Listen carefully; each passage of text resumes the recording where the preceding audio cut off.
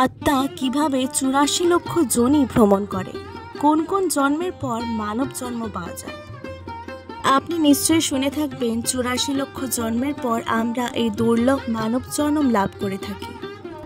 অর্থাৎ আমাদের এই মানব জন্মের আগে আমরা ৮৪ লক্ষ যোনি ভ্রমণ করে এই মানব জন্ম পেয়েছি। কিন্তু জানেন কি, আমরা এই ৮৪ লক্ষ জন্মে কোন কোন রূপে জন্মেছি এবং মৃত্যুবরণ করেছি। আসুন সনাতন পৌরাণিক শাস্ত্রের আলোকে জেনে নেওয়া যাক এই ৮৪ লক্ষ জন্মের বৃত্তান্ত। পৌরাণিক শাস্ত্রে যাহা আছে বর্ণন, শুনো সেই ৮৪ লক্ষ যোনি বিবরণ। আপনারা নিশ্চয়ই অবগত আছেন যে ঈশ্বর পৃথিবীতে ২ শ্রেণীর প্রাণ সৃষ্টি করে থাকেন। এর প্রথমটি হচ্ছে স্থাবর, তথা যারা একই স্থানে জন্মে এবং একই স্থানে মৃত্যুবরণ করে। আমাদের আশেপাশের গাছপালা, তরুলতা এই শ্রেণীর উদাহরণ। আর দ্বিতীয় শ্রেণীটি হচ্ছে জঙ্গম, অর্থাৎ যে শ্রেণীর জীব চলাচল করতে পারে। তো ঈশ্বর সর্বপ্রথমে আমাদের সৃষ্টি করেন স্থাবর রূপে। এই রূপে আমরা গাছপালা, তরুলতা বা বৃক্ষরাজি হয়ে পৃথিবীতে শোভা দান করে থাকি। কিন্তু এভাবে কতকাল? রোদে পুড়ে, বৃষ্টিতে ভিজে, খরায় শুকিয়ে বা ঝড়ে ভেঙে নিরন্তর চলতে থাকে বৃক্ষ জন্ম। কিন্তু অবশেষে ২০ লক্ষ বার গাছপালা রূপে জন্মের শেষে আমাদের জন্ম হয় তুলসী বৃক্ষ রূপে। আর সেই তুলসী গাছের পবিত্র পত্র যখন ভগবান শ্রীকৃষ্ণের পাদপদ্মে অর্পিত হয়, তখনই আমাদের মুক্তি মেলে বৃক্ষ জন্ম থেকে। কবি বলেছেন ২০ লক্ষ বার বৃক্ষ জনিতে জনম, তাতে যত কষ্ট হয় অশেষ কারণ। ২০ লক্ষ বার বৃক্ষ জনিতে ভ্রমিতে, কত যুগ যুগান্তর যাবে ক্রমেতে। তো বৃক্ষ জন্মের শেষে আমাদের জন্ম হয় জলজ জীব হিসেবে। এই পর্বে আমরা কখনো মৎস্য, কখনো কূর্ম ইত্যাদি রূপ পরিগ্রহ করতে থাকি ঈশ্বরের কৃপা লাভের আশায়। কিন্তু এভাবেও বা যাবে আর কতকাল? অবশেষে আসে মুক্তির সময়। ৯ লক্ষ বার জলজ প্রাণী হিসেবে জন্মের পর আমাদের জন্ম হয় শঙ্খরূপে। আর যেদিন সেই জলশঙ্খের জল অর্পিত হয় শ্রী গোবিন্দের চরণে, সেদিনই আমাদের মুক্তি মেলে জলজ যোনি থেকে। তাই কবির ভাষায় মৎস্য কর্মে ৯ লক্ষ বার জন্ম হয়। প্রমিতে পারিতে জীব কত কষ্ট পায়। ৯ লক্ষ বার জন্ম হয় ধীরে ধীরে।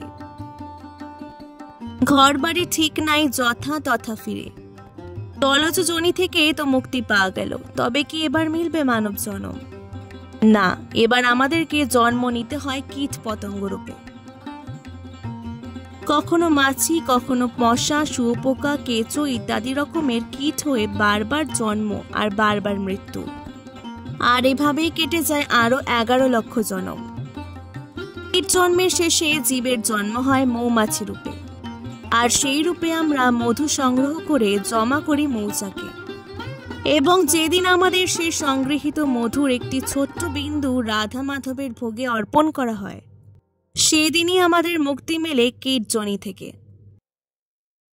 কৃমি জন্ম ১১ লক্ষ ভ্রমিয়া বিশেষে। ১০ লক্ষ বার পক্ষী যোনি শেষে। তো কীট বা কৃমি জন্মের পরে আমাদের জন্ম হয় পক্ষীকুলে। কত শত হাজারো পক্ষী হয়ে আমরা বিচরণ করি অন্তরিক্ষে।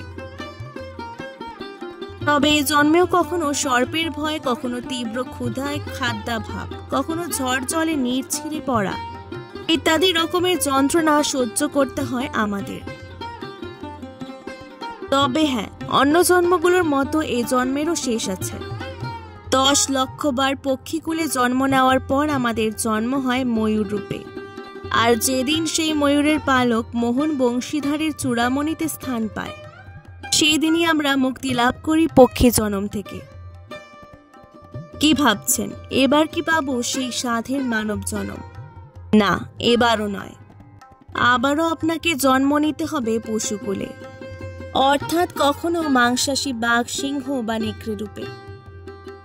আবার কখনো মাংসাশীদের ভোজন রূপে তথা মৃগ, ছাগ ইত্যাদি রূপে।